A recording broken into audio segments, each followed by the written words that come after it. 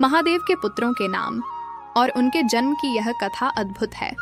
बहुत लोग कहते हैं कि भगवान शिव के 2 पुत्र हैं, कुछ कहते हैं 3, परंतु सच यह है कि भगवान शिव के 4 प्रमुख पुत्रों का वर्णन मिलता है। उनके नाम हैं भगवान गणेश, भगवान कार्तिकेय, भगवान आयप्पा और अंधकासुर। आज इस वीडियो में हम चारों पुत्रों का कथा सुनाएंगे। इस कथा से आपको बहुत कुछ सीखने को मिलेगा। कृपया इस कथा को पूरा सुनें, क्योंकि आधा अधूरा ज्ञान जहर के समान होता है। और आपसे एक विनती है, इस कथा को अपने पूरे परिवार के साथ, अपने बच्चों के साथ सुनें। अगर आपको यह कथा अच्छा लगे तो वीडियो को लाइक करना, चैनल को सब्सक्राइब करें, वीडियो को शेयर करें। चलिए इस कथा को आरंभ करते हैं। अब सुनिए इन चारों की जन्म कथा विस्तार से। सबसे पहले जन्म हुआ भगवान गणेश का। एक दिन माता पार्वती स्नान करने जा रही थीं। उन्होंने अपने शरीर के उबटन से एक बालक की मूर्ति बनाई। वह बालक अत्यंत तेजस्वी था। माता ने अपने प्रेम से उस मूर्ति में प्राण फूंके और कहा कि जब तक मैं न आऊं, कोई भी भीतर न आए। बालक ने माता की आज्ञा स्वीकार की। कुछ समय बाद भगवान शिव आए और बालक ने उन्हें भीतर जाने से रोक दिया। शिव बोले, मैं तुम्हारा पिता हूं, मुझे कौन रोक सकता है? बालक ने कहा, जब तक माता अनुमति न दें, मैं किसी को नहीं जाने दूंगा। भगवान शिव को क्रोध आया और उन्होंने अपने त्रिशूल से उस बालक का सिर काट दिया। जब माता पार्वती बाहर आईं तो अपने पुत्र को मृत देखकर विलाप करने लगी।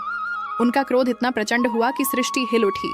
तब भगवान शिव ने कहा कि जो पहला प्राणी उत्तर दिशा में मिलेगा, उसका सिर लाकर मैं इस बालक को पुनः जीवन दूंगा। गणों ने एक हाथी का सिर लाकर शिव को दिया। भगवान शिव ने वह सिर बालक के शरीर पर लगाया और उसे पुनः जीवित किया। माता पार्वती प्रसन्न हुई।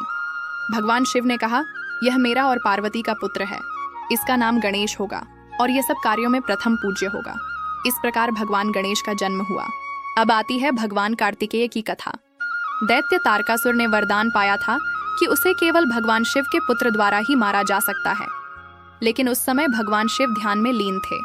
देवता चिंतित हो गए। तब कामदेव ने शिव को समाधि से जगाने का प्रयास किया।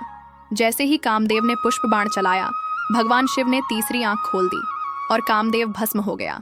लेकिन शिव के शरीर से एक दिव्य तेज निकला। वह तेज इतना प्रखर था कि कोई उसे देख नहीं पा रहा था। वह तेज गंगा में प्रवाहित हुआ और वहां 6 अग्नि ज्वालाओं में विभक्त हो गया।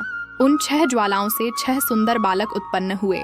6 देवांगनाओं, जिन्हें कृत्तिकाएं कहा जाता है, उन्होंने उन बालकों को पाला। माता पार्वती ने जब उन्हें देखा तो अपने प्रेम से 6 बालकों को एक शरीर में मिला दिया। उस बालक के 6 मुख हो गए और वही थे भगवान कार्तिकेय। वे देवताओं के सेनापति बने और उन्होंने तारकासुर का वध किया। भगवान कार्तिकेय को भगवान शिव का दूसरा पुत्र कहा जाता है। अब तीसरे पुत्र भगवान आयप्पा की कथा सुनिए। एक बार भगवान विष्णु ने मोहिनी रूप धारण किया, जो अत्यंत सुंदर और तेजस्वी था। भगवान शिव ने उस मोहिनी रूप का दर्शन किया और जब उनकी शक्तियां मिलीं, तब एक दिव्य तेज उत्पन्न हुआ। उसी तेज से एक बालक का जन्म हुआ, जो आधा शिव और आधा विष्णु का अंश था। उसका नाम रखा गया हरिहर पुत्र, यानी भगवान आयप्पा। आयप्पा ने महिषी नामक असुरनी का वध किया और संसार में धर्म की स्थापना की।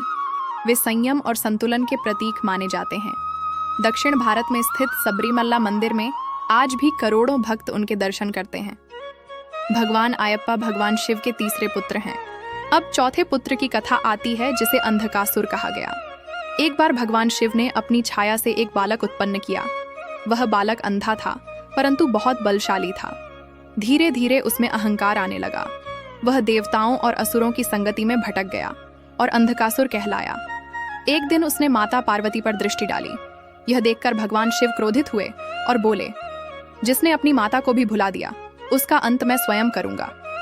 भगवान शिव ने अपने त्रिशूल से अंधकासुर का वध किया।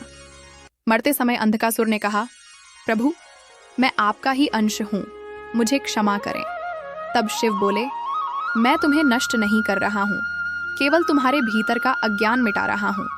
यह कथा सिखाती है कि भगवान अपने अंधकार का भी नाश करते हैं।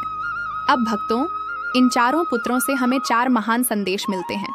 भगवान गणेश हमें सिखाते हैं कि माता पिता की आज्ञा का पालन ही सच्चा धर्म है। भगवान कार्तिकेय बताते हैं कि धर्म के लिए साहस जरूरी है। भगवान आयप्पा हमें संयम और संतुलन का मार्ग दिखाते हैं। और अंधकासुर की कथा हमें याद दिलाती है कि जब अहंकार बढ़ जाता है तो उसका नाश स्वयं भगवान करते हैं। इसलिए कहा जाता है कि महादेव केवल देवों के देव नहीं, वे सृष्टि के पिता हैं। हर जीव में उनका अंश है। जो सच्चे मन से उनका नाम जपता है वही उनका पुत्र कहलाता है। ओ मेरे प्यारे मित्रों, आपको यह कथा कैसा लगा? कमेंट में बताएं। वीडियो को लाइक करें, चैनल को सब्सक्राइब करें, वीडियो को अपने मित्रों से शेयर करें। ओम नमः शिवाय। जय भोलेनाथ। हर हर महादेव।